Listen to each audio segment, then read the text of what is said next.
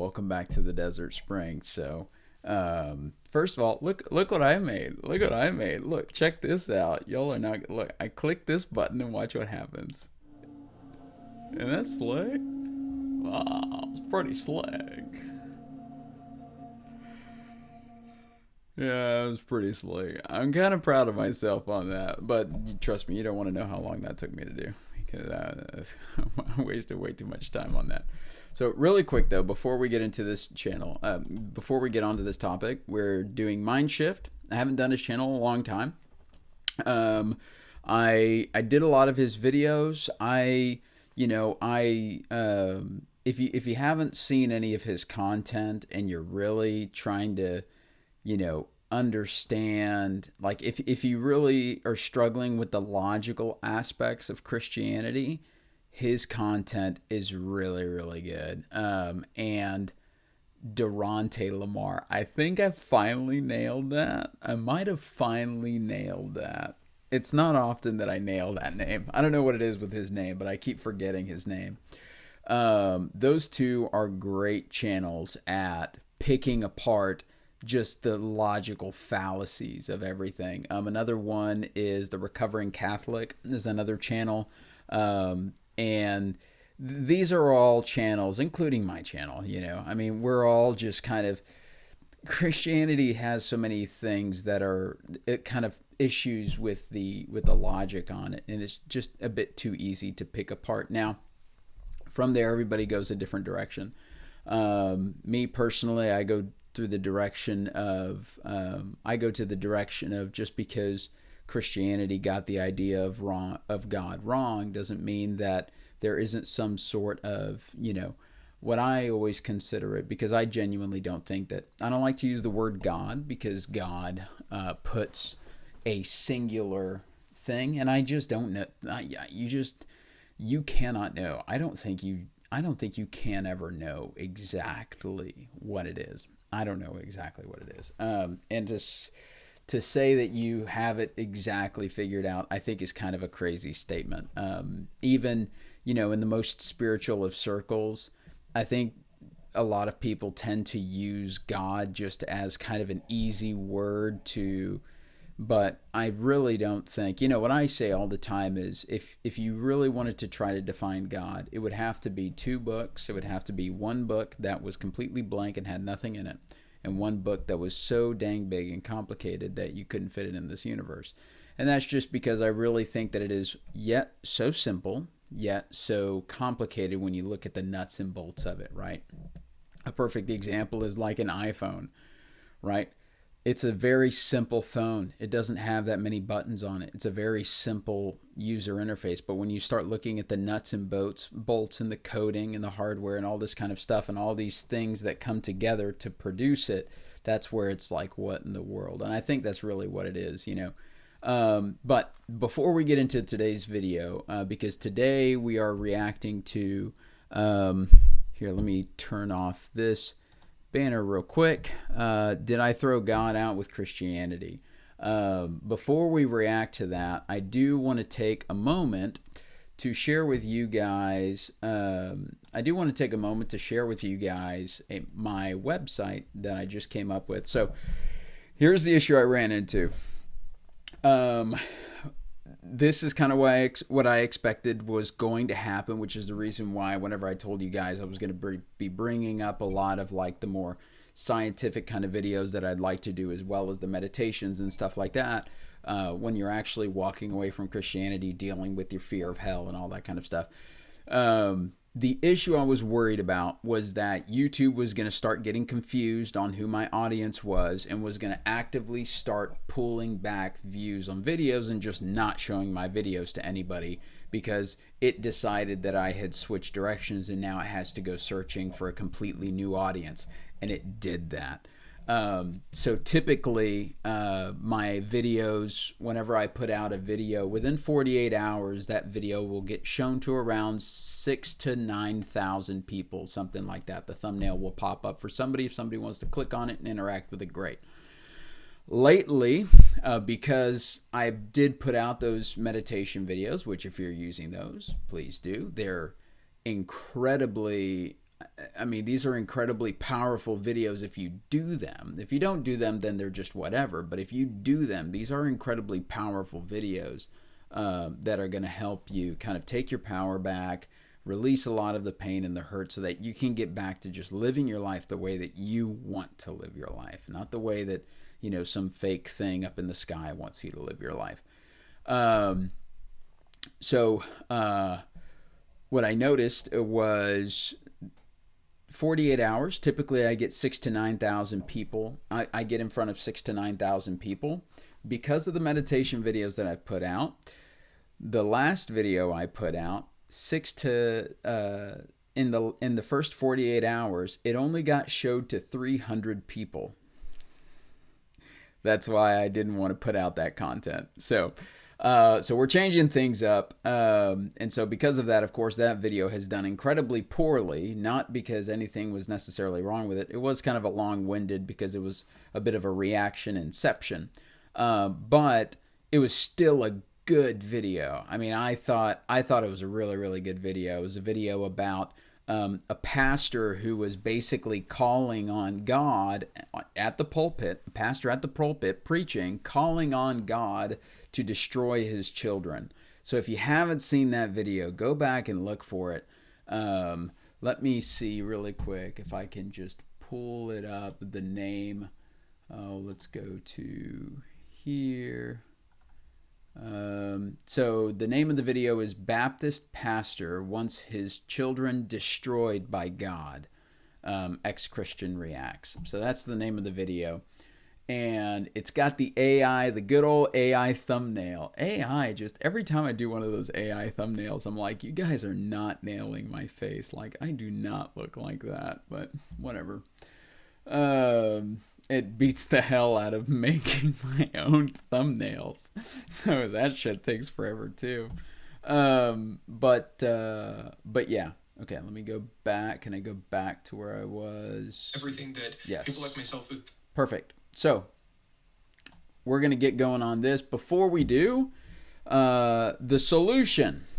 So these are the issues that I've had with YouTube. The second I start putting out the meditation videos and the other videos, automatically YouTube starts yanking my videos down because it's deciding that now it has to go and find a new audience. So I'm not putting up any more videos for meditations, exercises, any of the scientific stuff.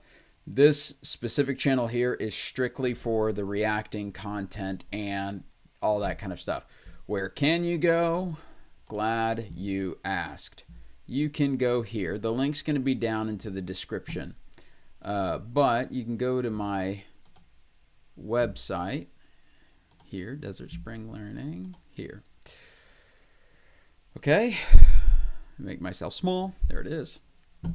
So you can go here. You see my beautiful little desert. That was in, this was in Colorado. Believe it or not, that's in Colorado. Colorado's gorgeous. But here it is. So I've kind of got two programs, and of course in the future I'll kind of put up more programs. I just released this, so there's like zero content or information or anything on here. So give me a little bit of time. But the science of universal consciousness, I kind of like this topic.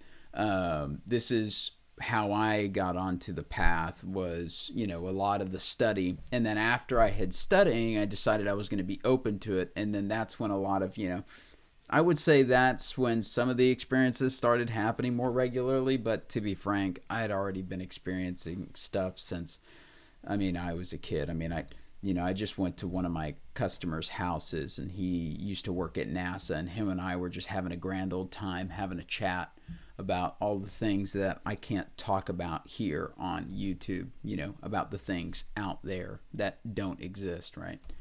Of course, that's how me personally, I openly talk about it because I owe the government a damn thing. But so you can click into here, and then you'll see this little create free account to enroll. So all of this stuff is going to be free. So, I'm paying for this website. So please, go interact with the content so that I'm not sitting here like I'm paying not for a damn thing. And then upcoming events. So every Wednesday night we have the webinar, not the webinar, we have the YouTube live stream that I'm doing here on YouTube, and it's 8 p.m. Central, and that's just for if you're trying to work through stuff that you're having issues with. Maybe you're having issues with family, maybe you're having issues with grief, maybe you just suffered a loss and you just need support. Anything like that, I'm here for you. Just go on a YouTube live Wednesday nights at 8 p.m. I'll be right there to support you. And that's basically kind of like a free session. It's a way to be able to talk to me without having to put any money in the table. You just dial up my phone number that I have displayed on the lives, and then from there you can get in touch with me and we can have a bit of a session. So there's that. Video library. This is where all the videos are going to be at. So you'll be able to see that. And then of course, you can't watch any of these videos. This specific website builder is kind of weird. It's almost like nobody can interact with my website unless they're signed in. I'm not 100% sure why, but these are all the videos that you've already known. You already see. You click enroll to unlock, and you click clean account, join Desert Spring, create an account. You hit the accept, you create an account, it signs you in. I'm already signed in, and then you are free to interact with the content, or if you can just kind of click around here and watch the different videos, right? Or you can come in through the front door, which is what I like to call it. Enroll now, continue learning. And you can come in through here and interact with the videos through here. I love making that noise. I don't know what it is. But anyways, make notes, quizzes. I may throw some stupid questions in there every now and then. I am a big fan. Whenever I was in college, I used to encourage my professors to throw one stupid question on an exam just to get people laughing, And I was able to convince a good solid amount of them for at least one of the exams just add a stupid fucking question just to get people to laugh a little bit. So okay, so that's the website. So we can go back. Oh nope, now I gotta switch it. Hold on. Stop screen sharing, and here. Okay, so now we're back to the original. We're back to the original thing, which is reacting to mind shift. So really quick note on mind shift. Durante Lamar. I hope I nailed it. Delonte Lamar? No, that's not it. It's Durante Lamar. It has to be it. Labar? No, it's Lamar. It's got to be Durante Lamar. Dude, I don't know what is up with his name. Brandon from Mindshift. I mean, that's an easy one to remember. I think Durante's name, I think it's the last name that throws me off. Lamar. I don't think I've ever heard Lamar before. Anyways, Brandon from Mindshift. He's a great guy. A lot of these channels are a bit different. Now, Brandon, I've interacted a lot with Brandon's content, and I actually used Brandon's content to intellectualize walking away from Christianity. Like I said, whenever I walked away from Christianity, I was led down a very peculiar, interesting path that I found one person. Sure, he's got the same name as me. I'll go ahead and call him out. John. John, it's John, right? God, there's so many Johns in the world. But John reached out to me and he told me about his story, and I was just so happy to see that somebody had similar experiences. It's like, finally, hello, twin.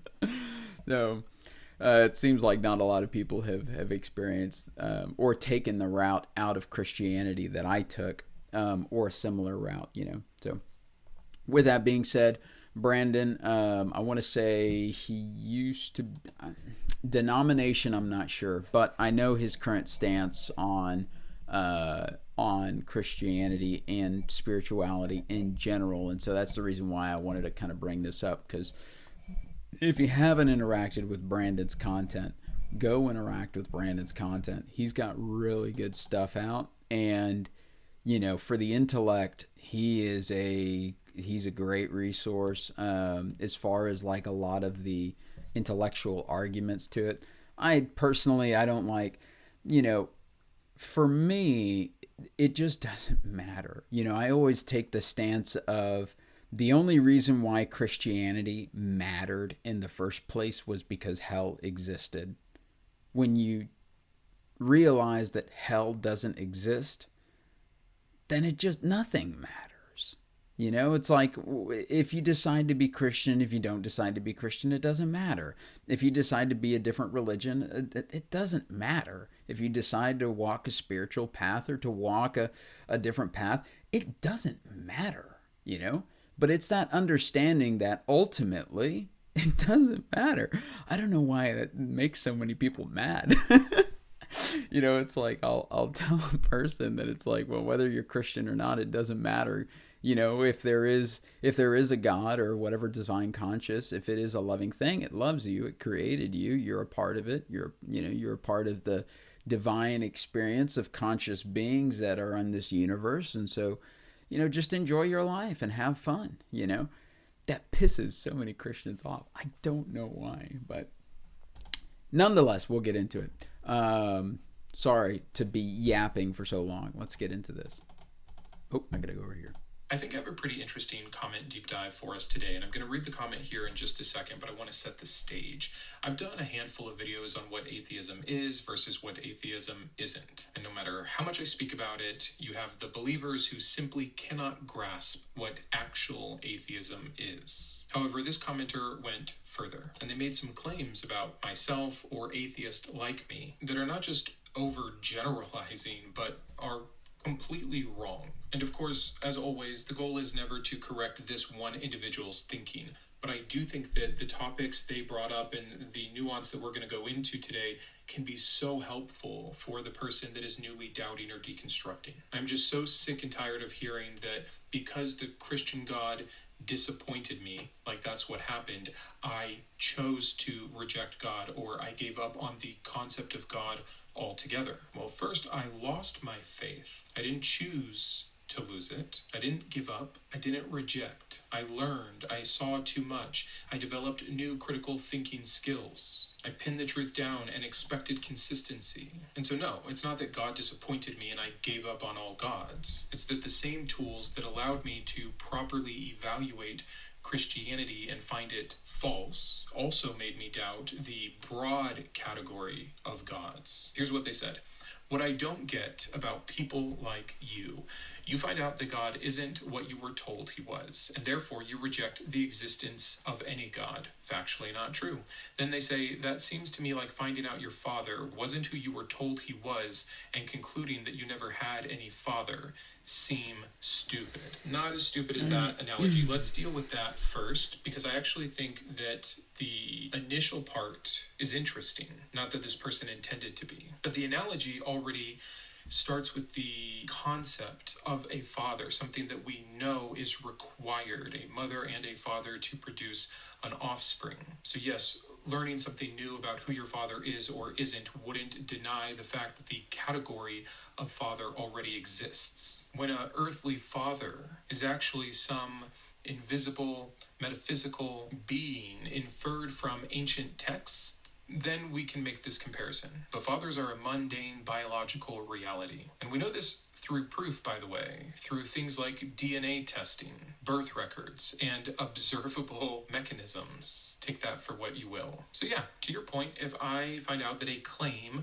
about my particular father was false, it doesn't all of a sudden dismantle the entire category, because there's still overwhelmingly real, independent reason to believe that I still had a biological father. But the question with God is whether the category of God exists in the first place. And when you can prove that, again, go collect your Nobel Prize. A better comparison, still not perfect, would be being raised and told something like there is this magical royal family that is from behind the scenes and invisibly ruling over your life, punishing and rewarding for what you do and what you think.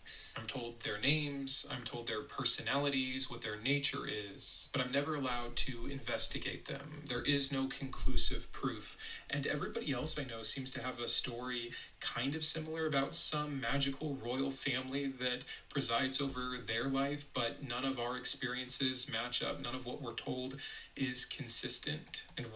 And that's that. Let me, oh boy, what did I just do? I hit, oh boy, no. Mechanisms. Take that for what you will. So yeah, to your point, if, again, go collect your Nobel Prize. Okay. A better comparison. So, sorry to accidentally hit that button. Whenever I'm using that specific thing, if I accidentally hit a button, it'll like skip forward on the, I'm not a big fan of that. It'll skip forward and then I'll have to go back. But the only thing I wanted to point out was this is kind of my problem with using the word God, right?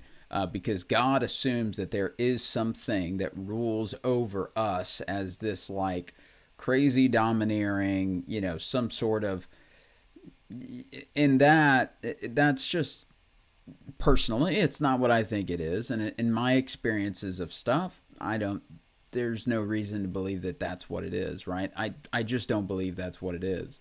And so, that becomes one of the issues with the use of the word God. And I remember whenever I was walking away from Christianity, I had a story that was kind of highlighted on the Mighty Filbert show. If you haven't seen that, I did an episode with him. It was a lot of fun. He's a really cool guy. I love the guy a lot.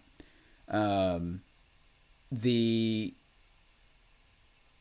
use of the word God really triggered me as I was deconstructing from Christianity. And, I go to a spiritual community center every Sunday. I'm hesitant to call it a church because any Christian who walks in there would immediately set the place on fire and saying that, it's a house filled with demons. But it's a beautiful place. Why do I like going there?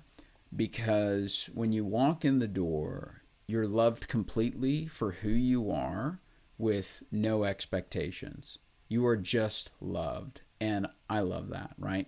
Not a lot of places are like that. Not a lot of churches are like that. You can be gay, you can be trans, you can be straight, you can be whatever the hell you want to be. When you walk through that door, you're not encountering judgment there, which is what I really, really love. And their teachings in general, there's another one called the Center for Spiritual Living. There's another place where, for the most part, they don't teach from the Bible. They're not preaching from the Bible, Unity tends to do that. And sometimes I'm like, But Center for Spiritual Living, I really do like it because it is an intellectuals church. I mean, to be frank, it's all about creating a more beautiful life for yourself and how to kind of align with that. There's a lot of subconscious thoughts. What's that phrase? For a person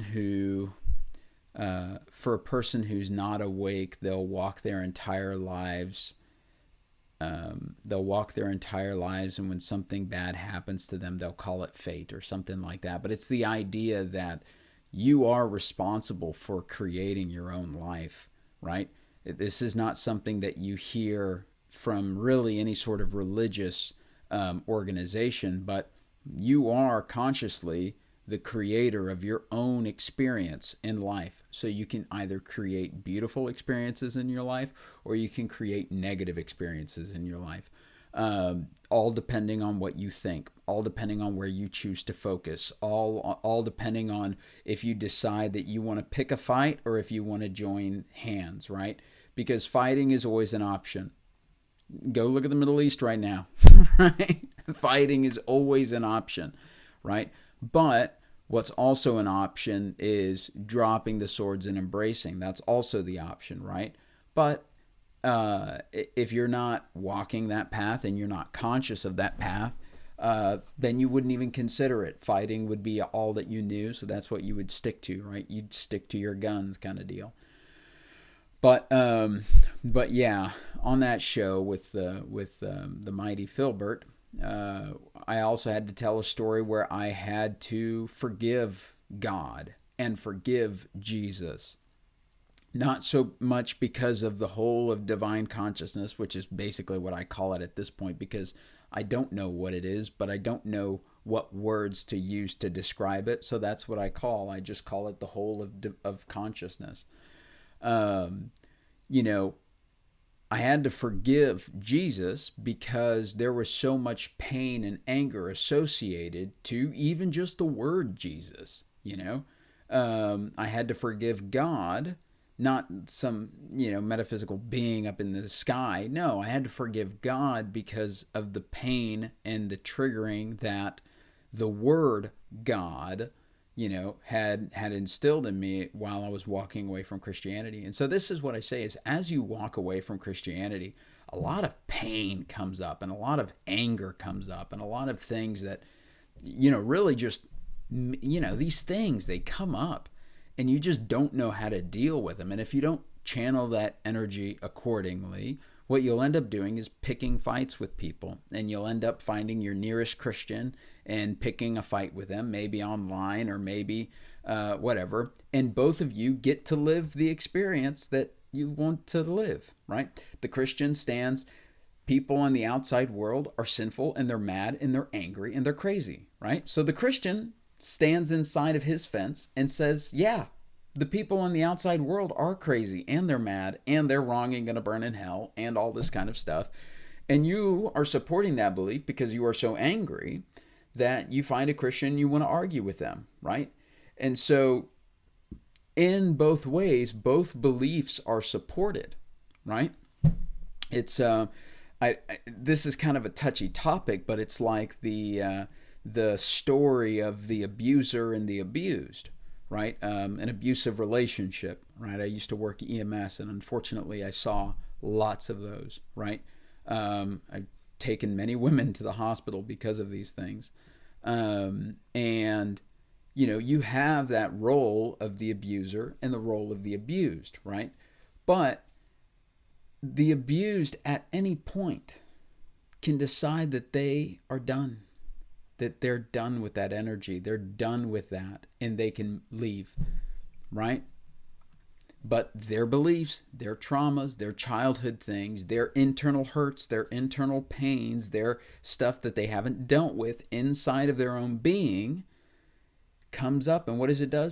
It replays. So what do? They go back to the abuser. And then the abuser gets to feel big again because he's dominating or whatever. Maybe she's dominating, right? Because it's not like it's only men that are abusive, right? So, and so whatever, maybe he's dominating, maybe she's dominating, and they're getting their power fixed because they've always felt small as a person. And so anytime that they can come out and make an uproar and overpower a person and treat them like trash, that's where they really feel like they're in control finally, because the entire world is shitting on them, right? And it's sad. But this is why I say it's like, these are not things that you go to Jesus and say, Jesus, take this pain away from me. That doesn't work, right? If you are curious about what does work, you can go over to my website and click on the little meditations and exercises things, and you watch some of those videos and do some of those practices. That works, right? Actually going in and figuring out what your patterns are, why you act the way that you act, right? It's a inner journey. It's a self-reflection journey. And so, but I just wanted to make that comment on the use of the word God. Whenever a person uses the word God, it can be such a triggering thing to people who have left Christianity. For a person who's kind of in that flux state of they're out of Christianity, they're back in, they're out of Christianity, they're back in, they're out of Christianity, right? They're kind of in that, I don't know, I don't feel safe out here, but this doesn't feel good either. I help people all the time. And if you are in that flux state, do not hesitate to reach out to me, because I love people. I love you. I want to support you going through that journey. That is the purpose of my existence. So please give me something to do. I'm tired of fixing things.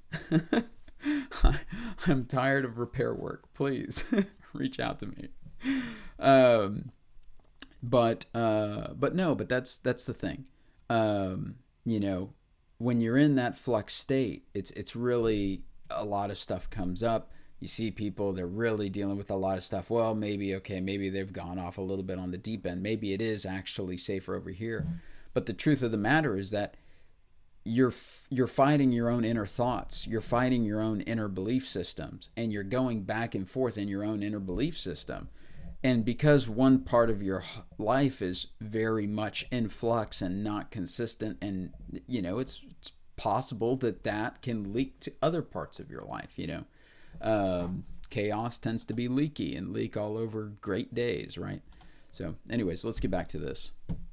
And still not perfect, would be being raised and told something like there is this magical royal family that is from behind the scenes and invisibly nature is, but I'm never allowed to investigate them. There is no conclusive proof, and everybody else I know seems to have a story kind of similar about some magical royal family that presides over their life, but none of our experiences match up. None of what we're told is consistent. And one day I begin to wake up to this, and I start to find evidence that there is indeed no magical royal family. It's not a huge leap to go from that to, wait, I wonder if everybody else also has a fake royal magical family, and then begin to investigate those claims, and pretty soon you see that it was all made up. Or here's a better example, because I've seen this in real time with my own children. Whichever breaks first, Santa or the Tooth Fairy or the Easter Bunny, it very closely follows. Where, again, in my experience, my children, once they realized the first one wasn't real, where they started saying, well, wait a second, what about this one or this one? Because the category has broken down to them. The category of invisible magical beings that do things on certain days to reward you without you ever getting to meet them. The evidence against one is evidence against them all. It doesn't mean for a fact that none can exist. And that's why I am agnostic. Maybe there's some higher being, but I have no reason to believe that there is. There is no evidence to me that is overwhelming that a God as a category already exists in the first place, and that when I woke up to the fact that Yahweh wasn't real, I needed to go search for which God was. If there is a personal God that wants me to know he, she, or it, that seems like it's on them. It's an interest. 100%. And to be frank, this is kind of the biggest problem with Christianity. When I tell my story to Christians, to me, that is the biggest problem with Christianity. For those who don't know my story, when I walked away from Christianity, I was actually walking in my mind. Well, let me tell my story. When I walked away from Christianity, I had prayed a prayer, and I had told, because I was very, very much Christian. I had just gone through a divorce, and I was having an issue with the church, with some of the dogmatic bullshit that they were doing, and just in general, some of the beliefs and stuff. There was just a lot of stuff that just didn't make sense in my mind, and I got tired of the whole apologetics bullshit where you're constantly trying to make it make sense, and it never makes sense, and you always try to make it make sense, but it just doesn't make sense, So I remember I prayed that night. It was after my first attempt. No. Was it or before? No, it was after. Yeah, so I had already attempted at that point, and at that point I basically prayed. I said, okay, look, put me on a path that leads directly to you, God, whatever the hell it is. I prayed, put me on a path that leads me directly to you, because I just don't think this Christian thing is it. But I told it, if the Christian thing is it, then put me on a path to be a goddamn missionary because I want to spread all the damn news. If it is. But if it's not, put me on a path that is the truth, because I just don't give a shit about all the dogma. I don't give a shit about the bullshit. I don't give a shit about the religions. Just put me on the right path. And surprisingly, shockingly, I had a lot of very, magical experiences, you could say, that ultimately led me outside of Christianity and put me on just a general spiritual path, and it hurt so much because I lost all certainty. I wanted to be certain. I wanted to know for a fact what God was. I wanted to know for a fact that God was Yahweh, that, that the Bible was true and all this kind of crap. And when you get on a spiritual path, the first thing that you basically learn is you don't know a damn thing, and it's impossible to know anything. And so, you kind of throw out all your ideas, your preconceived notions and ideas and stuff like that. And so, anyways, I have plenty of videos here on my channel where I've spoken about my experiences. You can just go down into my channel and scroll to one that roughly says my story, because I tend to share my story once every few months. And there's a lot of stuff, and it's, to be frank, at this point, it's just too much stuff to just continue to talk about, the little tiny synchronistic coincidences that happen to pop into my life, coincidences stacked on top of coincidences, stacked on top of coincidences. And it's just like, even just the other day, sure, whatever the hell, I'll throw this one in here. Once again, I don't necessarily care if you guys believe this or not. These are my stories. These are the things that happen in my life. I understand that a lot of things happen in my life because I kind of like to put myself and hold myself in that energy. You don't need to believe it though. I was struggling with feeling peace with my finances, because as a guy, if you don't have a shit ton of money, you feel worthless. And I've been dealing with that since I've lost everything. And I remember kind of being snarky a little bit, and I remember telling God, I'm like, how the hell, I was sitting here, it's funny because at the end of the day, it really just feels like you're just having a conversation with yourself. But so I was having this conversation with myself, and I remember telling, conversation with myself addressed to God, how the hell do you expect me to be able to pay for anything? How do you expect to be able to provide for me and do all this kind of shit if I don't have any goddamn money? People aren't just going to give me shit, even though that's not true. I've actually had that happen about 3 times in my life. No, 2 times in my life. 3 times in my life. And I was just like, nobody's just going to give me a fucking tank of diesel because if y'all don't know the story, my motor blew up in Utah, and so I've been driving my truck around. It's a diesel hog that just loves to suck diesel, and if y'all know the prices of diesel right now, y'all feel my pain. And the reason why I haven't gone to work, because it's not worth going to work if I spend all the fucking money getting to work and back. It's not worth going to work, right? So it's just a lot of shit. But anyways, well, I was having this whole like, well, how the fuck are you expecting to provide for me? I've got $20 fucking kind of thing. And I go over to the gas station and I give the $20. I might be admitting to a crime. I don't think it's a crime. I think it's just, we'll see. But I did stop it when I found out it was happening, so it's not really my fault. And I did try to alert the gas station, but I wasn't going to sit around for an hour alerting them, and I still plan on alerting them to let them know. But what happened was I went in to prepay $20 for diesel, which is like, what the fuck is $20 for diesel? It's not even going to show up on the meter on the truck, right? So I go to prepay $20 for diesel, and I'm just sitting in my mind like, how the fuck are you, how the fuck are you going to take care of me? How the fuck are you providing for me? What the fuck, all this kind of shit.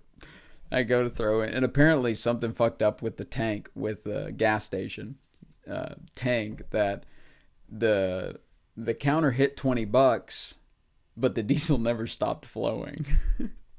So you know, like you prepay for your gas, you put the gas in the nozzle, and then it goes up. And once it hits about 1950, it starts to slow down, and then it kind of slowly creeps up to the amount that you paid, and it stops right on the penny of what you paid. This thing didn't stop. The computer stopped right at the penny of what I paid, but the damn pump kept going. And I was like, man, this thing's taking a while. What the fuck? And I go up there and I'm just like trying to figure out what's going on because the fucking thing is pumping. And I'm looking at the counter and the counter just says $20. And I'm just like, but the thing is pumping. And I'm like, what the fuck is going on right now? And so I cut off the nozzle and you know, I put it back and all that kind of stuff because I'm not trying to steal gas. I'm not trying to steal diesel.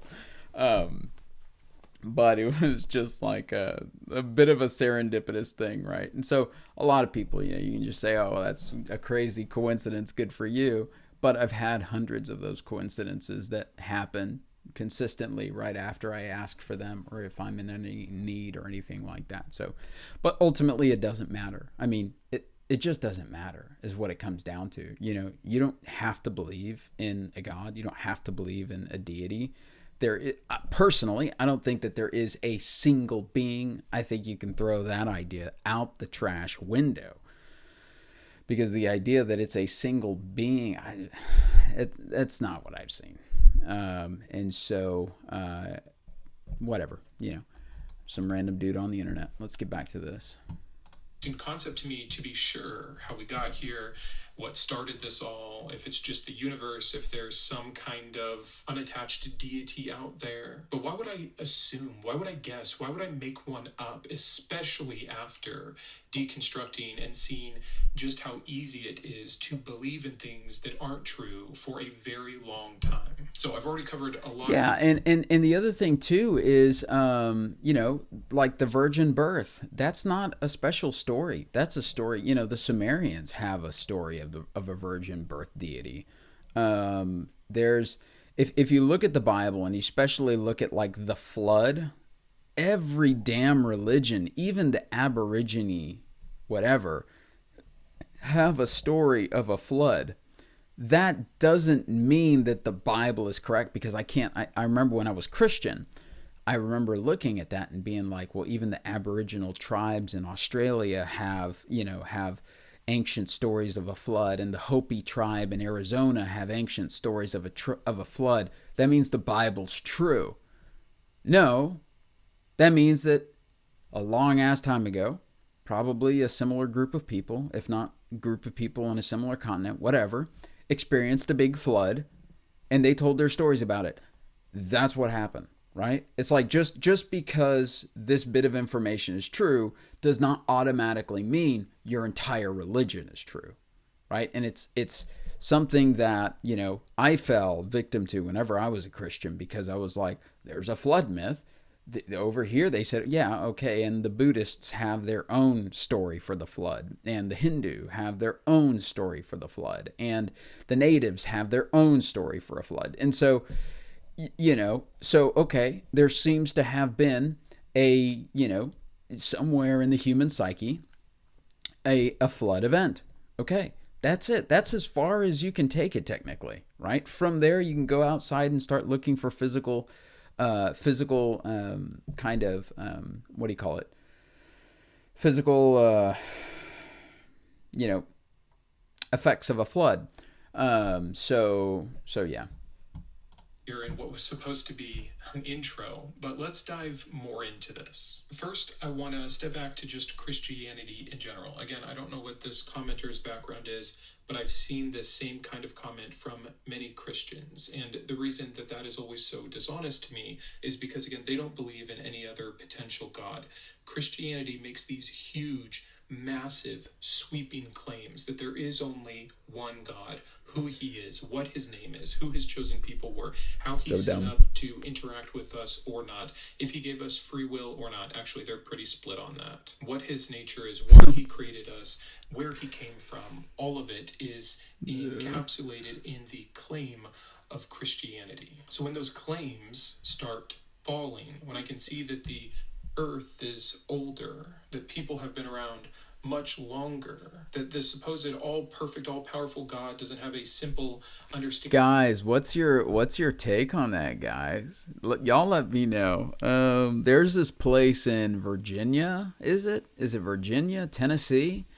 The Creation Museum, where it's a big fucking museum that's dedicated to saying that the planet is only 6,000 years old. That's it.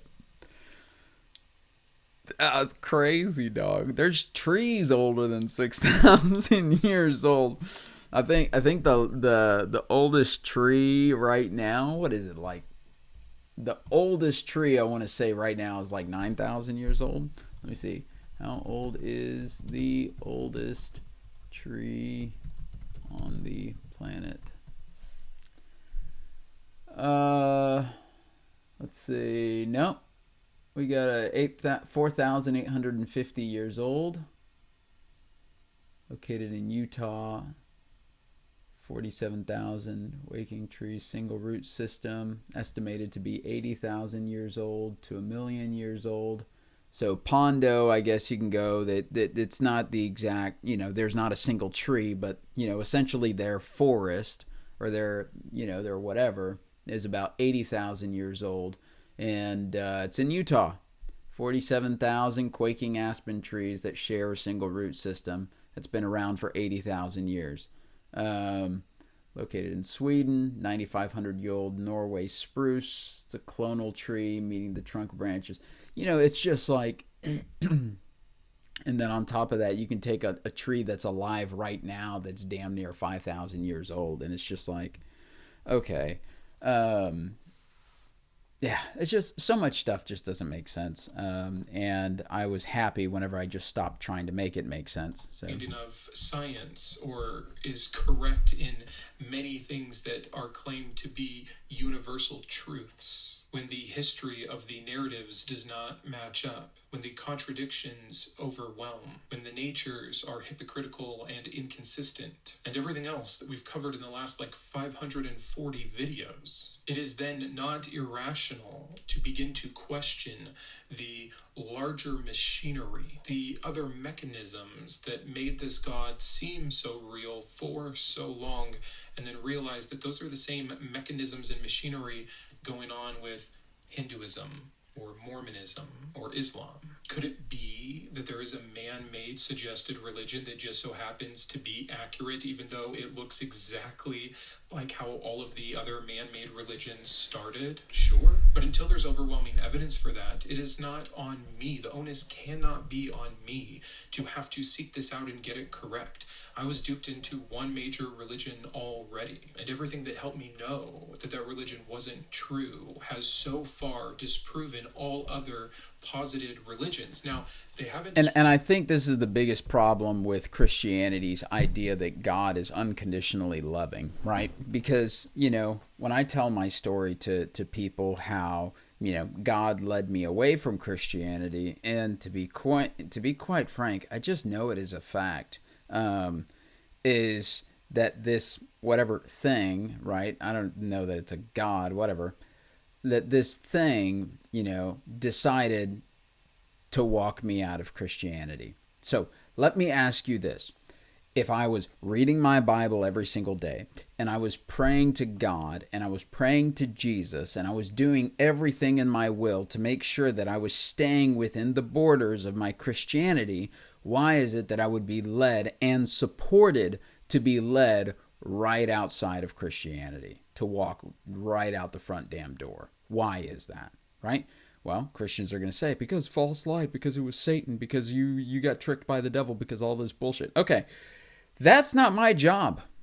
I did my job, right? I prayed to God. I prayed to Jesus. I was doing my devotionals. I was going to church. I was doing everything as a Christian that I'm supposed to be doing.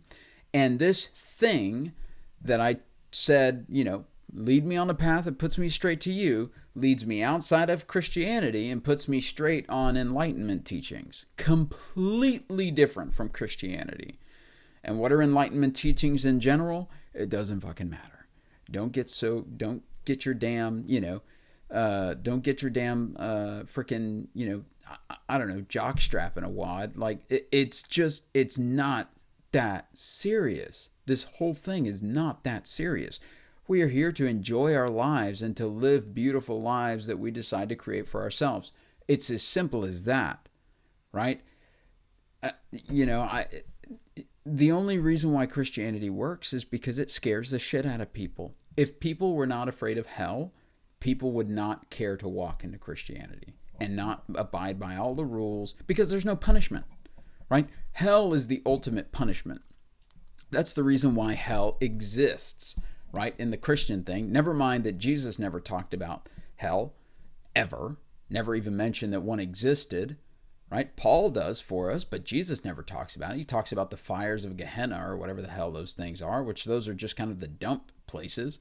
So he just says, if you don't live your life, then you're going to be living your life like in a dump, in a trash heap, right? And that's what he echoes in the book of Thomas, where he says, if you don't know yourself, you're going to be poor, right? And it's part of that self-reflection, that introspective journey of who am I and why am I the way that I am, right? Why is it that, I've gone down this road of being abused, and I always end up on this road of being abused, and it's always with a different face, with a different name, but it's always the same situation, right? If I have issues with a toxic boss, why have I ended up at the same fourth job? I keep leaving these jobs because of these crazy bosses, but I keep ending up at the same boss. At the same boss. It's a different face, it's a different person, but it's the same damn energy, right? With my exes, why is it that every ex that I have is exactly this specific way? Yeah, look at your damn self, right? Break your own patterns, right? That's really what the spiritual path is about. And do you need to walk on a spiritual path to break a damn pattern? No, you don't. But you do have to make a commitment to growing. You do have to make a commitment to working on yourself and a commitment to yourself, to your future self. Because ultimately, the only thing that's going to make your future better is changing your now moment, right? Choosing every second from here, right now, into the future that you are going to choose differently. That's the only thing that's going to change your future. But while you're unconscious, while you're not aware, while you're not awake, you just sit around and you repeat the same damn cycles, and you sit there and you say, my life was just destined to be a shit show, right? You have to grab the bull by the, that's not the expression, by the horns, not the balls. Sorry. But yeah, I mean, ultimately, if a person is genuinely doing their best at seeking and they found the wrong thing and were severely burned by that, it's not their fault, right? And I think this is where Christianity really screws in explaining why it is their fault, right? Because the person who just happened to be born in the right religion, and the person who was born in Asia and jumped around between 20 different religions and never found Christianity goes to hell. But the one who was, born into the Amish community, which, don't get me wrong, there's fucking Baptists who are out there trying to preach the gospel to the Amish community to get them to stop being Amish and start being Baptist. Like, just come on, guys. It's ridiculous. Proved all other posited gods. Again, there's many concepts of God, nature as God, like Spinoza's God, or these impersonal deities like we see in certain sects of ancient Greece. Some God that came along, wound everything up, and took off.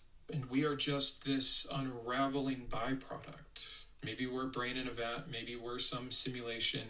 I don't know. What I do know is there is no good reason right now to make a claim about a God existing, and then even worse, specifically who that God is and what religion best fits them. It's actually just a really humble position. I don't know. What's so funny is that it's usually positioned as the opposite. Like, look at the arrogant, stupid atheist who found out one thing wasn't true one time for them and now rejects everything.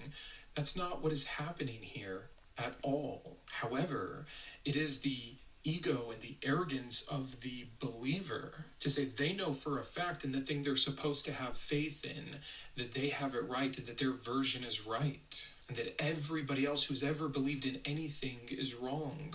Or additionally arrogant for someone that says, I don't know which religion happens to be right, and yeah, maybe the holy books have been corrupted, but I know for a fact there's a God because of X, Y, and Z. That is usually personal experience, or look at the trees, or there just has to be. It doesn't make any sense, which are not reasons. Well, they're reasons, but they're not evidence. They're not good reasons. I really believe this with all my heart.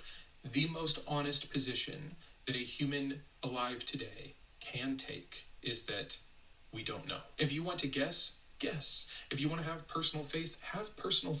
But to say it sounds stupid and then I do want to make a bit of a statement on something that he said about like the personal evidence for it and the personal experiences of it.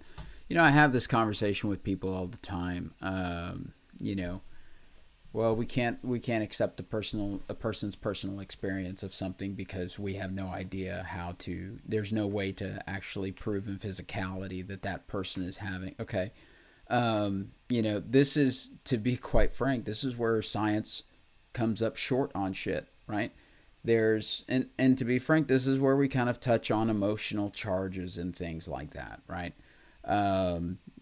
Clearly, there's a bit of an emotional charge surrounding God. Why? Because Christians run around killing everybody, forcing them to be Christian. They end up hating a bunch of people, saying that they're the only ones who got it right. The Islamic people do the same thing. All these religious structures, they all have this crazy. And so, of course, humanity is burned and tired of the bullshit. But whenever I hear the whole thing where it's like, oh, well, it's the burden on the person who believes in God to come up. That's only a burden on the person if they're trying to convince you that God exists, right? It does not matter as a person who's had a great experience with God, a shitty one at first, and then a transformed experience with God.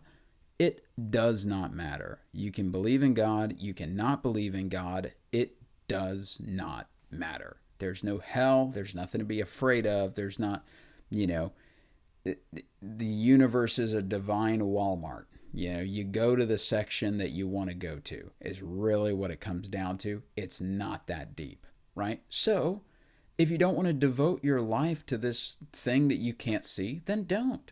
Go your own way, go enjoy yourself, and create a beautiful life along the way.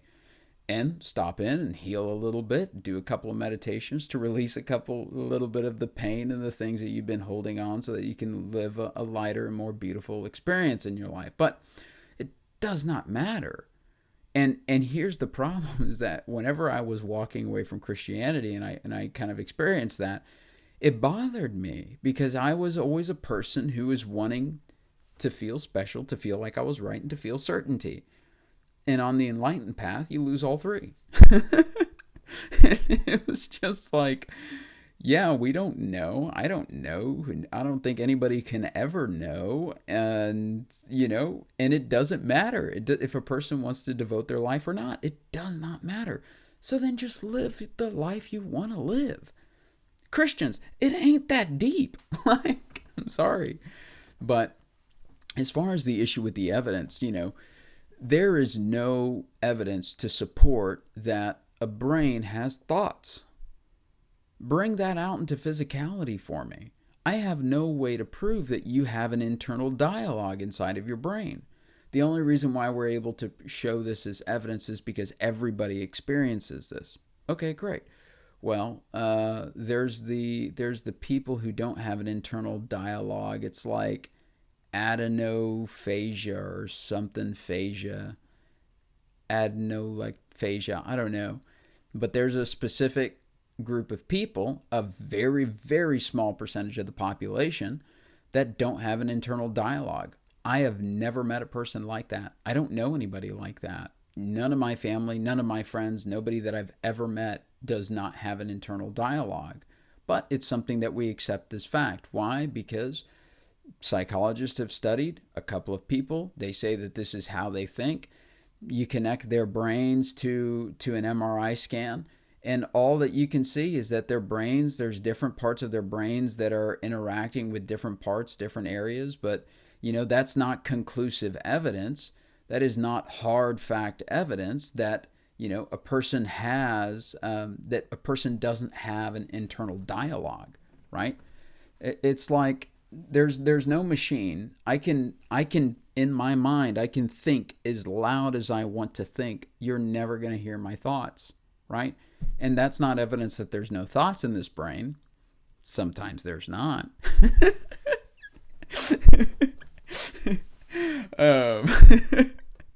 There's a lot of times where there's not. No, I'm just kidding. No, but there's times where it's like there's just some things about existence that people accept that there's no reason why technically, if we wanted to argue it as intensely as we argue the whole God thing, the whatever, I don't know, it's adenophasia or adenolekphasia, I don't know. But we could look at those people and gaslight them about their experiences and just be like, yeah, well, you know what? I have never in my life met a person who's never had an internal dialogue, so you're clearly lying, right? All that does is gaslight that person, and it hurts that person, and it's not nice, right? And I've been the recipient of that kind of treatment and gaslighting my whole life, right? My mom's great at it, It hurts, right? When you bring this thing that you know to be true and people tell you that you're stupid and that you're an idiot and that, to shut up because you're just speaking crap, it hurts, right? And so, yeah, that this is where I say, like, just because we can't have a physical form of something does not mean that something doesn't exist, right? So, anyways, now when it comes down to like the burden of it, because I hear that thing all the time, it's like, well, it's your burden to prove that God exists. It's your burden to prove that a metaphysical world exists. If you don't want to believe in it, don't believe in it. There's benefits to walking down that path, right? Have you ever heard of yoga? I'm not Hindu, but yoga came from Hindu religion. I'm going to show you how much I know right now. But yeah, I mean, yoga is a practice that is known to be very, very beneficial for your body, for your ligaments, for everything, and about your breathing and movements and all this kind of stuff. It is very, very good for your body. It is a part of a religion, right? It's a part of their religion, right? You ignore that part of the religion, you take the good aspects of it and you apply it to your life, and you allow that aspect of it to benefit your life as you walk through your life, right? Meditation, that's a Buddhist thing, kind of Hindu too, but mainly a Buddhist thing, right? And the path, the enlightenment path, the idea that the core root of suffering is your desires itself and your unwillingness to be at ease with the present moment. All of these are ideas. I apply these ideas to my life every single day. I'm not Buddhist. Neither do I want to be Buddhist. I did find my way into kind of a Buddhist sanctuary or whatever the hell they call those little places where they gather. I wasn't about it. It kind of scared me a little bit because I was like, oh my God, this is like a whole ass other culture's religion. Like, this is kind of crazy. It was pretty crazy to experience. But you take the benefits of it. Meditating is a great way to deal with your thoughts. Meditating is a great way to bring yourself at ease, bring yourself peace, especially when you're living in a turbulent ass war where we just decide to go attack people because, whatever the hell religion is just like, oh, let's do that. Which, I don't know if you've noticed, but all of the religious, narratives have died down now that we've just sunk into the shit of what we're in right now. It used to be, this is what God wants, this is this, all this kind of stuff. And now that we're in the midst of just, the Christians are like, oh, where's Jesus? He was supposed to come back. They were firing missiles at Israel. Hold on. Where's Jesus right now? Yeah. Good luck. The guy's not going to come back, right? And you have spiritual people who argue the second coming of Christ all the kind of time, whatever. But yeah, ultimately, you can take bits of the spiritual practice, and this is what I try to do for people.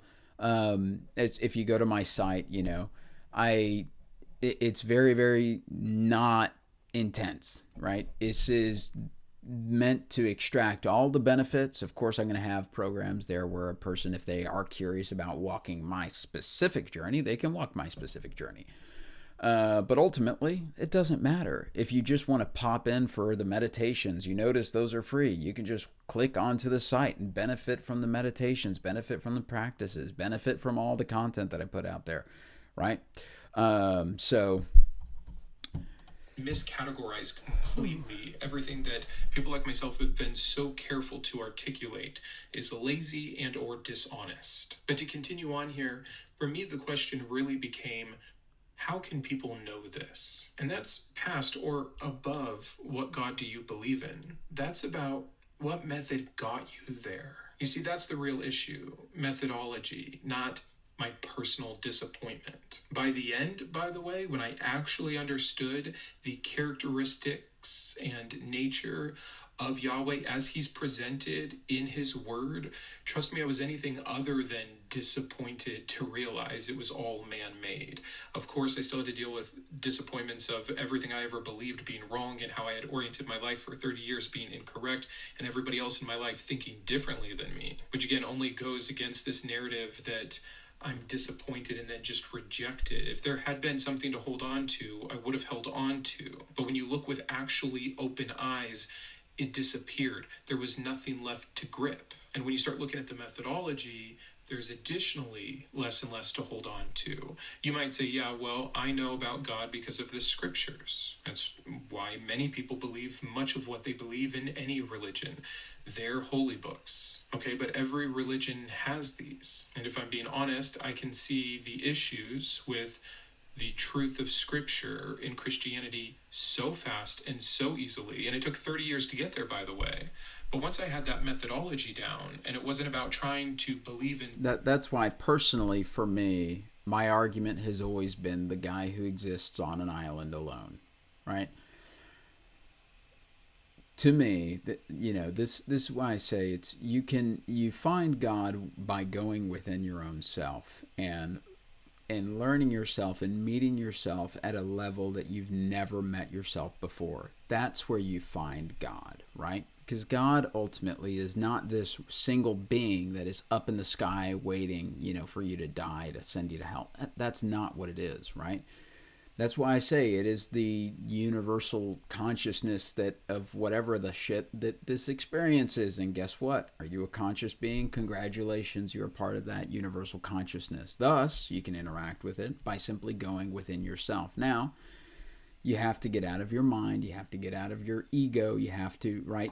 You can't just shut your eyes and immediately tap into it. But this is my argument for the person who's sitting alone on an island, is that Christianity argues that a person who sits alone on an island, who's never had Jesus Christ accepted into their heart, is going to burn and go to hell, right? Maybe there's a Hindu religion that they, same with Islam. They never accepted Muhammad. Okay, they're going to burn and go to hell. In Hindu, they never accepted Shiva. Maybe it's Shiva or it's, what's the other one? Oh, I can't believe I'm brain farting in on it. No, there's Lord Shiva and there's something else. I forget her name. Or its name, whatever the hell the deity is for the Hindu people. If you don't accept them, they're going to burn to hell, whatever.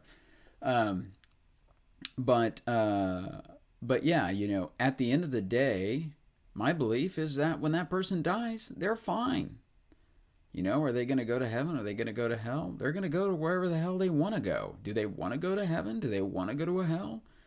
Do they want to hang out next to their body and just chill for a bit? Do they not exist anymore and just get recycled into the whole of consciousness where they come back in? Because we have a lot of these crazy reincarnation stories of people who are coming in as reincarnated, remembering their previous lives, and they're able to verify that data, right?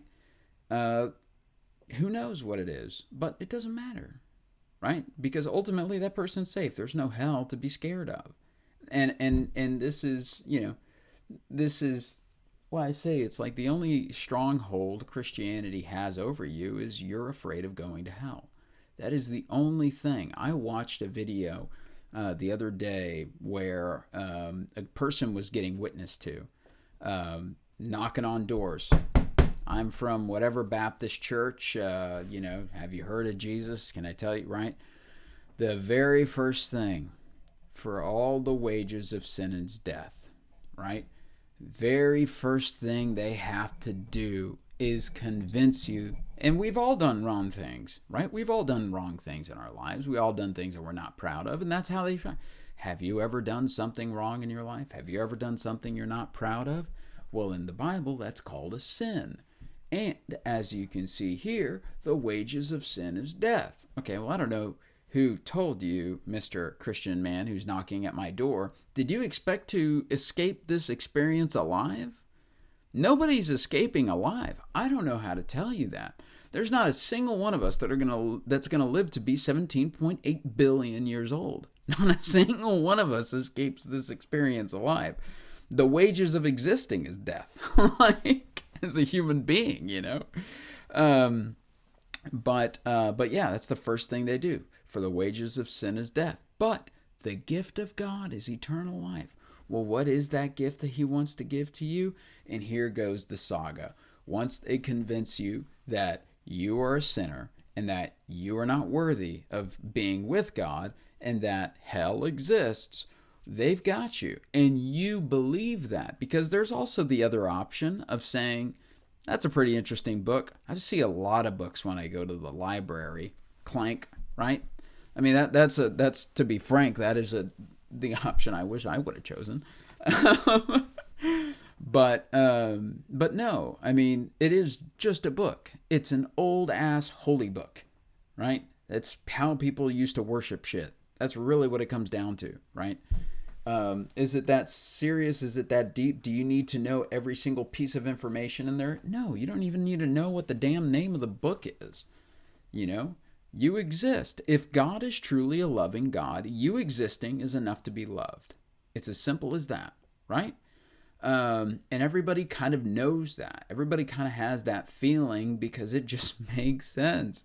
If God is an all-loving God, then God also loves me. And why the hell would this God that loves me send me to a hell? Doesn't make any sense. If he loves me, right? We all understand how love works. Somehow the Christian God, nobody forwarded that memo to the Christian God, right? Something to make myself feel better, or to not lose my faith, or to be able to still connect to my friends and family in this way. When it just became about truth, I saw the same breakdown in Mormon scriptures and Hindu scriptures and Muslim scriptures, etc. Many people believe not because of scriptures, or not just scriptures, but also something like personal experience. But again, that seemed to remain true for all religions. So when I had seen the methodology behind what is really quick, I used to have demonic dreams growing up. I don't know if anybody ever has that, but what it basically is just kind of a byproduct of your body dealing with a lot of things. I grew up in an incredibly traumatic and dark childhood. You've seen that. If you're curious, you can go and watch the video where I share my dark story. And you can go and kind of learn about my childhood. It's a pretty dark one.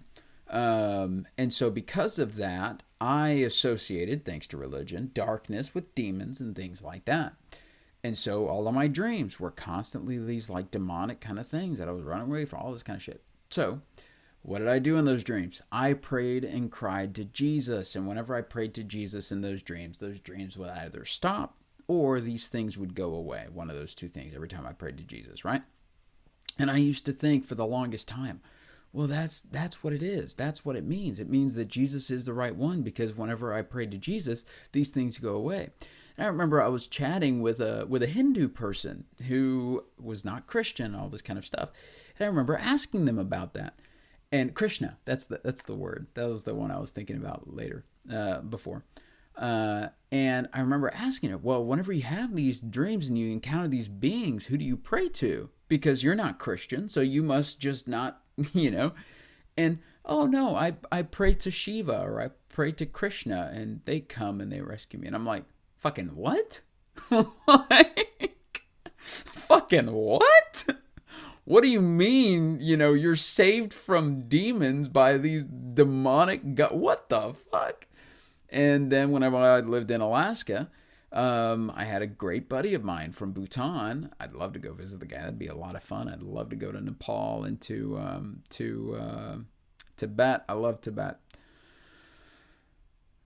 I remember asking him, who do you pray to? Do you have these kind of, oh yeah, I have these, yeah, I have, sometimes I'll have these dark dreams and stuff like that. I'm like, okay, and who do you pray to?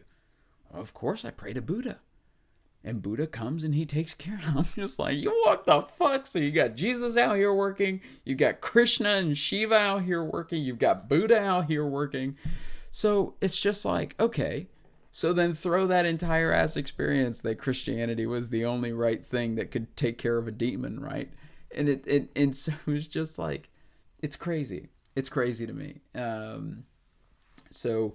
I 100% agree that it's just like, just because your personal experiences says that you had a great spiritual experience, congratulations, does not mean that your religion is the right one. And that's the difference, is that people try to latch on to that. They try to say, oh, I had this experience, thus Christianity's true. Now, you may have had this experience because you live in a universal consciousness world where maybe the whole of the consciousness takes care of you when you ask for it. Who knows? Some people experience it, some people don't. I know there's been plenty of times in my life where I've been just like, hey, bro, you gonna help out at all? And no, nothing ever happens. And I just have to, accept. I'm like, no, all right, this one's on me. I got to get myself out of this one, and then I get myself out of that situation, whatever. So, but yeah. What's going on in the psychology or the biases of an individual who has a personal experience and attaches that experience to their perceptions about what they believe and the expectations they had. Oh, I understand very easily how people can have an experience that is neutral or good or bad or whatever, and then use it as proof, as confirmation toward what they already believed or want to believe. And so if I'm not going to accept the personal testimony of Christians as the definitive proof of Christianity, why would I turn around and say, oh, but these Muslims over here claim to have visions and dreams of Allah, and they were told this prophecy that ended up being vaguely true. Now I must believe that. No, because I'm not beholden to following bad evidence. I want you to see how that's working. That is not me rejecting all other gods because mine failed. It is understanding why mine failed and seeing that that same capacity exists in all of the other available options. We could do the same thing with prayer, with miracles. I just made a video. We made a video a few weeks ago, or maybe a month ago, on the snake church. And we actively showed in the Bible where the Bible has a promise and that promise failed, right? Just like the Bible where it promises that you're going to be taken care of and you're not always taken care of. And that promise fails, right? In this situation, Jesus was speaking in red letters. I want to say it was in red letters. I could be wrong about that. But yeah, it was Jesus. Jesus was speaking in red letters, and he said that if you are, in the faith and you're taking and you're doing all this stuff, you will have the power to trample on serpents and scorpions, and you will not be harmed. You will not be killed.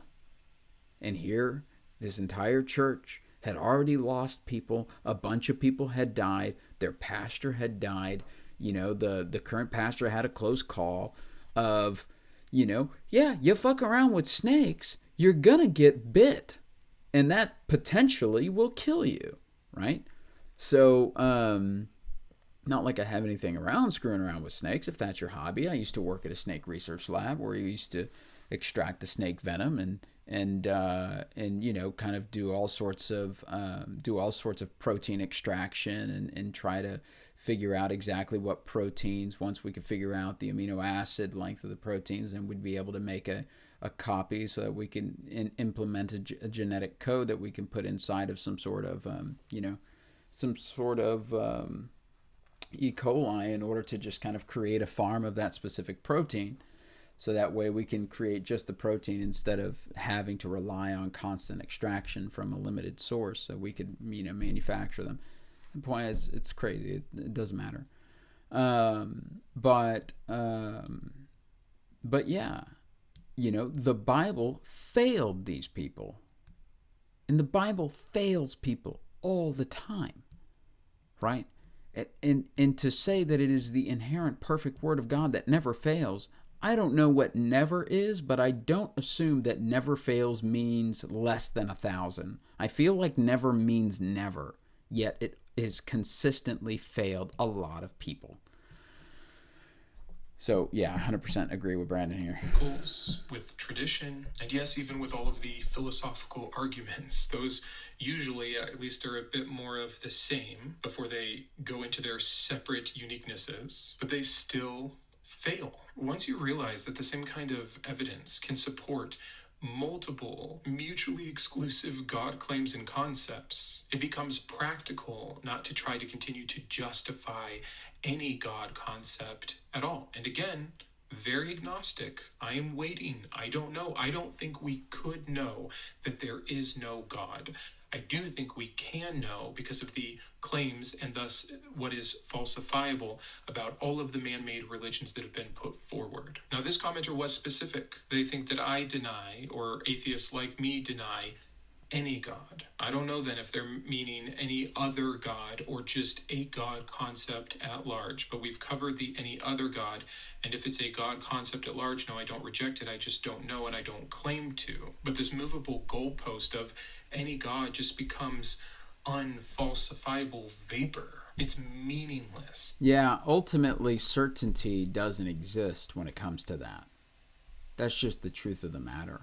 Certainty, absolute 100%, being able to provide evidence and all that kind of stuff, it does not, there's just no way to now, potentially, in the next, 50 years, maybe we'll have the technology.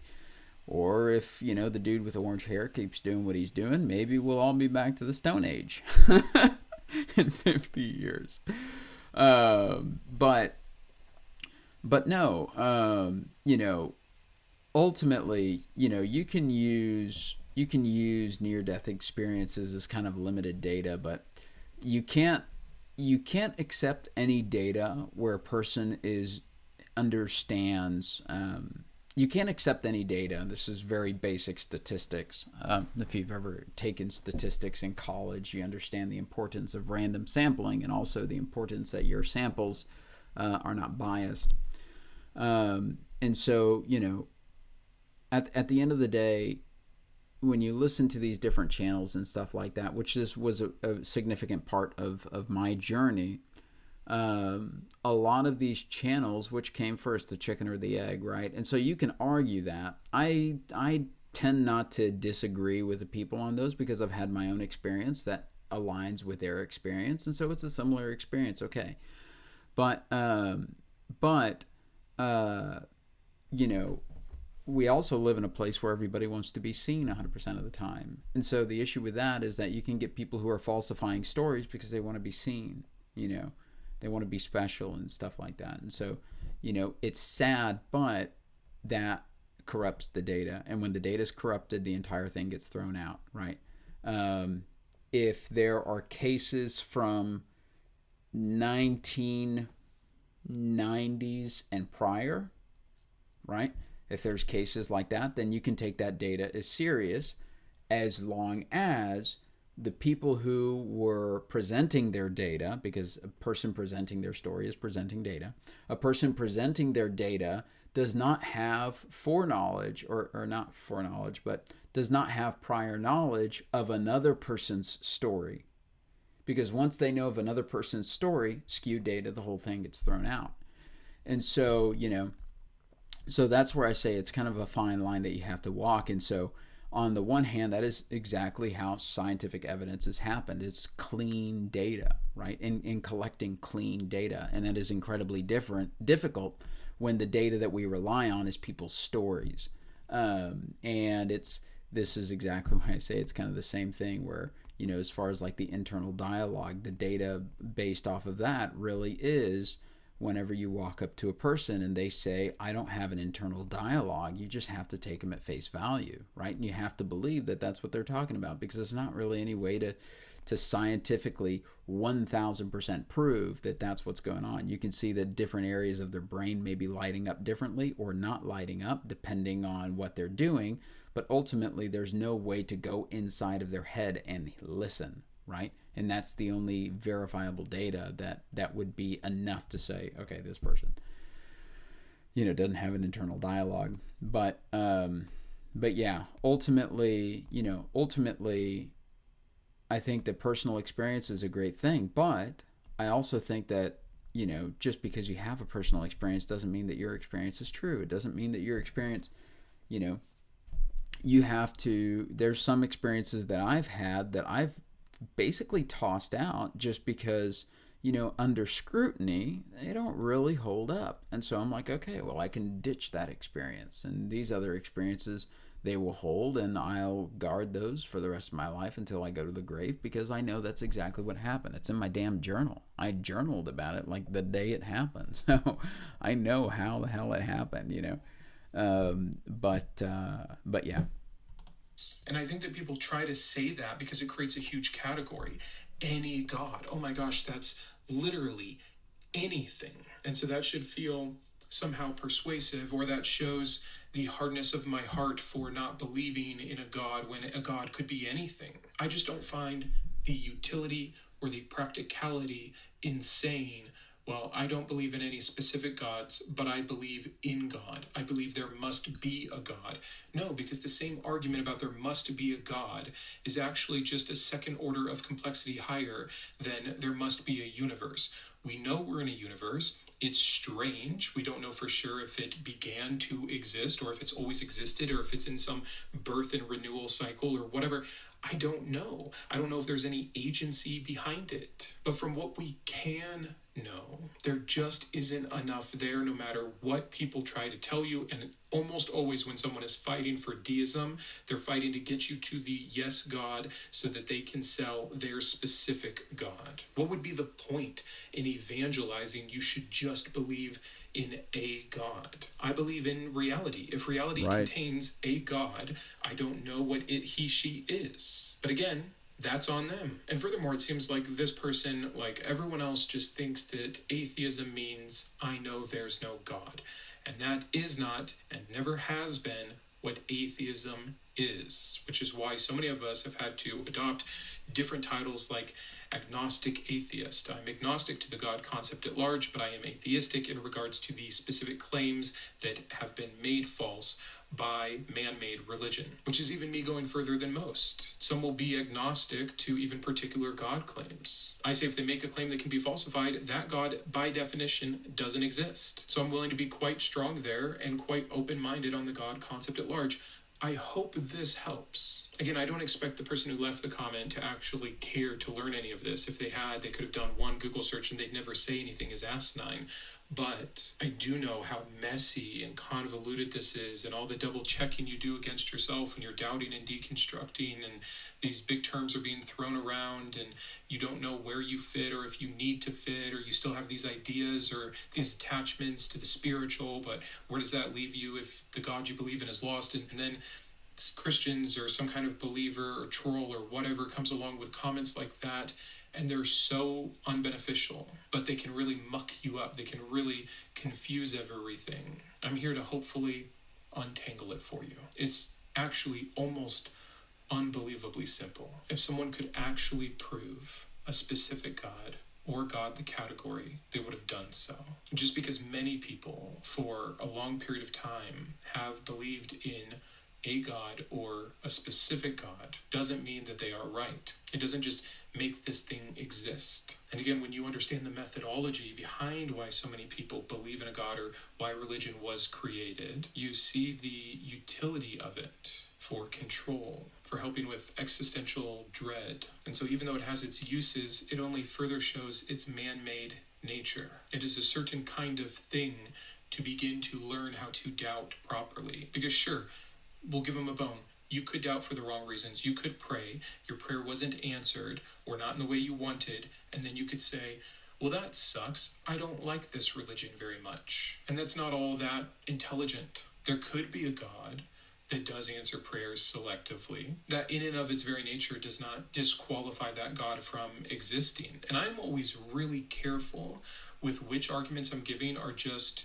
pieces of evidence that contribute to an overall bigger picture of the unlikeliness of this God to exist, and which cases I am saying because of this particular God cannot exist as he is claimed to or as he is believed to by Christians. I work too hard at the nuance and the detail and the articulation to let sloppy claims like this slide. And another comment right alongside that, they'll say, well, why don't you attach this to Islam? Why don't you attach this to Hinduism? Why don't you attach this to Mormonism? Why don't you attach this to the Jews? What, are you just scared? No, it's not my area of expertise. I don't know those texts as well. Well, I'm the exact same. I get people commenting on my stuff all the time. Why don't I talk about these different religions? I don't know these different religions. I know Christianity because that's what I grew up in. You know, I mean, that's what it comes down to. It's my area of expertise. Why would I try to speak out of my area of expertise? Why would I try to speak out of something that I am not 100% certain in, right? Jewish text, many I do. But I'm also talking about what the majority of people are going through and what maps onto my... I do want to just make a really quick, if I can't interrupt one more time, I do want to make a really quick thing that, you know, when he's talking about answering prayers, asking for things and answering prayers and then getting frustrated and things like that, you know, the path that I was led down was one of, you know, I pretty upfront about it. It's the enlightenment path, right? There's nothing egoic about that. It's just what it's called. But, you know, the question is, why did it bother you that God didn't answer that prayer, right? What was it? Maybe you were praying for something that wasn't good for you. Maybe you weren't praying for something that was, but why did it bother you so much that God didn't answer that prayer, right? In the Enlightenment teachings and stuff like that, you have this idea that just crushes your ego. It crushes.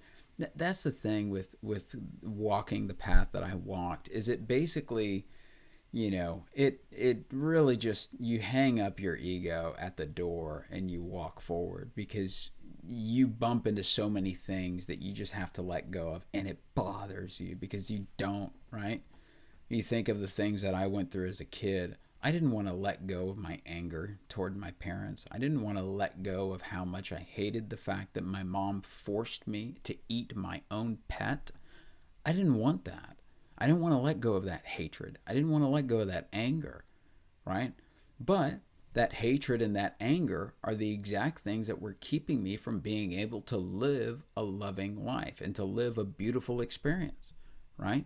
You can tell when people are holding on to a lot of shit. Why? Because you see them at the bars pick and fight with people, right? They're always at the bars picking fights with people. They're always, you know, beating on their spouses, all that kind of stuff, right? There's so much anger, there's so much rage, there's so much stuff pent up on the inside that it affects their relationships, their work, what they do, people trusting them. My dad is a perfect example. You know, he has so much anger and so much pent up rage inside of him that he treats his workers like trash. He treats them like literal disposable trash. And when I point it out to him, he refuses to see it. He refuses to acknowledge it. He doesn't change. He still continues to treat his people like trash. What is the story inside of his head when you ask him? Nobody ever shows up for me. No shit. No shit, Sherlock. Nobody's going to show up for you. No matter how much you go to you know, stare at the ceiling and cry to God, show up for me, please show up for me. No one wants to show up from you because you've been doing nothing but being an asshole to the all of consciousness, right? If the all of consciousness includes the conscious beings on this planet, and you've been nothing but putting out a bunch of hate towards all the conscious beings on this planet, why would a benevolent part of consciousness want to contact you?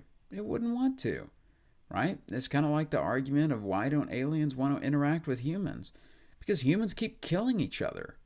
They get scared of the smallest thing, and their first thing to do is to load it up with bullets and explosives and kill it. I mean, that's kind of just a little random side comment, but you know, you look at yourself. You got to look at yourself when you're on this point that I was, initially wanting to talk on about this. The Earth is, the universe is. It's spinning. The Earth is doing its thing. We're spinning around the Milky Way galaxy. Have you seen the photos of the galaxies out in the universe? Life is insignificant, right? Go look through a telescope.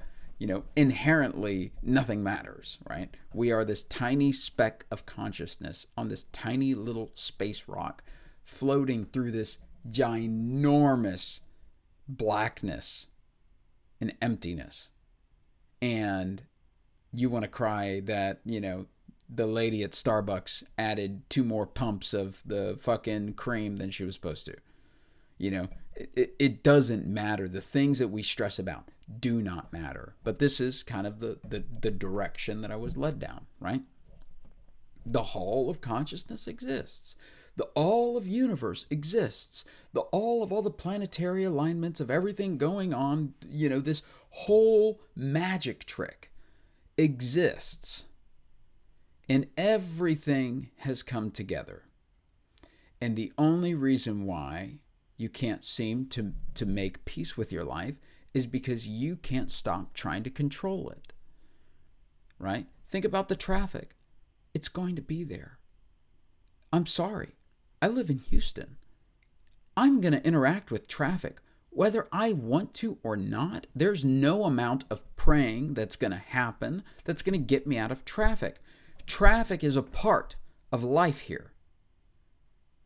And so I can get into traffic and I can get pissed off about it and I can scream and I can honk my horn and I can have road rage and I can just let and I can let it fuck up my relationships. I can call my dad on the phone while I'm all pissed off and let the guy have it and then hang it up and call my mom and let her have it and hang it up and call. And I could just be pissed off at everybody. I can be flipping everybody the bird, or I can understand that it's a part of life here. And I can let go of the idea that it's going to be comfortable. It's a part of life here, right? Same thing with getting in a relationship. When you get into a relationship, there's an ending. You don't like that a relationship ends? Then don't get into a relationship. Every relationship has an ending. Period. There is a point at which it's going to stop. Either they die, you die, they leave, you leave. Something happens, but you weren't going to escape this having them for the rest of eternity, right? So, okay, back to this. I'm not going to drag on. A skill set of understanding. And that's Christianity. That's what I'm surrounded by. That's what's influencing my government right now. And that's my background. But I also do it because I know that people who have different belief systems or are deconverting from other belief systems still come here. Because again, you can learn the methodology. You can learn the proper critical reasoning and thinking. You can understand logic a bit better. You can look at mutually exclusive claims. You can do comparative mythology and comparative religion. You can understand how to map up time frames. There's a billion ways to see what claims have been falsified. And just because I don't take the time to crack open the Vedic text and say, well, here, and here is the same thing. No, someone else who has deconverted from that can do that. But I'm still telling you the same concepts. And since all of these are indeed man-made religions, they all work in the same way. They all appeal to the same fallacies. So yes, learning to deconstruct one is learning to deconstruct them all. And if you want to just leave a little safe room for a God to exist, you can have it. I've given it to you. I have it. Agnosticism. Now here's where I will meet this commenter, and this is what we'll close out with. I think it is incredibly important to continue the humility of deconstruction and begin to question everything that you took under the same guise of truth without evidence. And I think many people that deconstruct end up doing this. They're like, wow, if I could be this wrong about something so big that I was so sure of, that I was so convinced of for so long, what else can I be wrong about? And it kind of opens your life. And the biggest other thing for me was losing free will. When I deconstructed free will, not just biblical free will or Christian free will, it totally fell apart. There were other things that I investigated to the best of my ability that remained true. But be consistent even in your questioning. Nothing should be off limits. And so, yes, I struggled and not struggled. It was actually exciting to think about, and I still leave room for, man, is God a possible explanation for the universe? And I hear the arguments for it, and some are more compelling than others, but none have been compelling enough for me to say for sure there is. But I don't think it's stupid to ask whether a God can exist after you deconstruct from a particular faith. I also just don't think it's stupid to say, I don't know and that's enough, or to conclude that there's probably not based off all the available evidence and remain open. That doesn't seem stupid to me, which is how this commenter ended their comment. So that's really all I have for you today. Stay open. So there you go, guys. Yeah, the only thing that I would kind of add to it is that, ultimately it doesn't matter. It really just doesn't matter what path a person takes, what it's kind of like with me, whether you want to believe in a God that exists or doesn't exist, it does not matter, because at the end of the day, when you die, it doesn't matter. There's no hell. Hell doesn't exist. So if there's no hell, there's no reason for Christianity. That's just, if there's no hell, there's no reason for Jesus' death. Okay? The Christians are going to go crazy on that. Deal with it. They killed a dude, right? Even if you wanted to look at it, you could argue whether the existence of Jesus, whether he existed or not. The factual case, if you did want to assume that it was true, the factual case is that they killed a good guy, a relatively good guy. There's some parts about him that weren't all that good, but they killed a guy, And then a guy came later and decided to take that and make it mean everything that it now means, right? The reality is that they just killed a guy, and that's all that we know, right? And then on top of that, just kind of a last note for me, a final thought from me is just, you find the peace, you find the joy, you find everything that you're looking for when you let go of trying to control your present moment, when you let go of trying to have a specific dollar amount in the bank, when you let go of trying to have a specific, a specific body image, a specific career, a specific relationship, when you just let go of that and you appreciate the things that are with you now, right? I used to be one of those people that, I would get hung up on people, especially in relationships. I just get hung up on people. And a part of me realizes that the reason why is because whenever I was a kid, I was never appreciated and I never felt like I was enough for my family, and nobody ever loved me. And so whenever a person would show me even the smallest amount of affection, I'd latch on to that, because I was like, oh my God, finally I get to feel this affection, right? That I wanted so much in my life. And so whenever a person would pull back, I'd go crazy, and I'd just sit there and I'd just wait and wait and wait and wait and wait and wait for that person to and I'd contact them. Hey, this and this and that. I'd send messages, all this kind of stuff. And I'm a very persistent person in general. And so that's not always a great mix. But what it came down to is, what I wanted to feel for myself was love. I wanted to love myself. I wanted to feel that love for myself. And, you can find it in animals and all this kind of stuff. Sure, that's great. But it's also nice to be able to give it to yourself, right? And to be okay with the way that things end, like with my uncle when he died.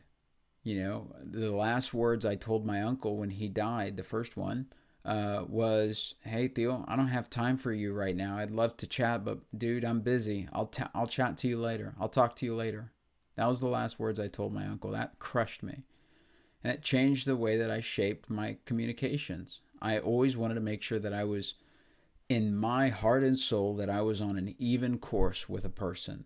Now, sometimes that resulted in them getting some probably unwanted voice messages and unwanted messages from me and stuff like that. But I also know that if they died tomorrow, I would feel at peace in my heart because I told them everything I wanted to tell them. And I am complete with that, right?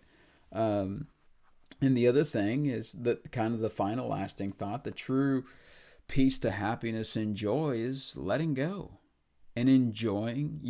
Tony Robbins says this all the time. Trade your, oh damn it, I'm about to butcher it. Trade your expectation for appreciation, right? And that's the Buddhist thing. The present moment exists. The only reason why you're suffering is because you have a problem with the present moment. If you let go of your problems with the present moment can just exist peacefully, and so can you. But the reason why you're having a problem with your present moment is because you're hanging on to the discomfort of the present moment, right? And that's not to say, okay, sit in an abusive relationship. No, there's also a point of taking action, right? So if you love yourself and you completely love yourself, you will never speak to a person, interact with a person, or hang around a person who's abused you. You will never do that. Why? Because you love yourself. You see yourself so completely and fully. And the only way to do that is to dig deep and to go deep into your own subconscious, into your own being, and to rip out all the ugly shit and start cleaning stuff up. That's the only way that you're going to get there, right? So, guys, thank you so much for watching this video. Thank you for watching to the end, too. Don't forget to like and subscribe, and I'm going to have the link down to the website down in the description. It's kind of a web app kind of thing, but it's going to work for now. At the end of the day, I do want to keep costs low because, this channel doesn't generate any money, anything like that. And so I can't, this is why I, as much as I would love to have editing videos and all this kind of stuff, that's why I've kind of created this little thing where all I got to do is click buttons and all this stuff pops up onto the screen. It all just, it all comes down to the fact that I don't have the funds for editing, and I don't have the time or the patience to do it myself. And I'm not, and it's a part of a self-love thing. I'm not going to force myself to do something that I don't want to do. I love being here. I love supporting you guys. I love the conversations, even the conversation that I had last Wednesday. I wish I need to be able to put that down there, kind of join us Wednesdays at 8 p.m. Here on YouTube. But okay, guys, I'm going to shut up now. I hope you enjoyed the video, and we will see you in the next one. Cheers.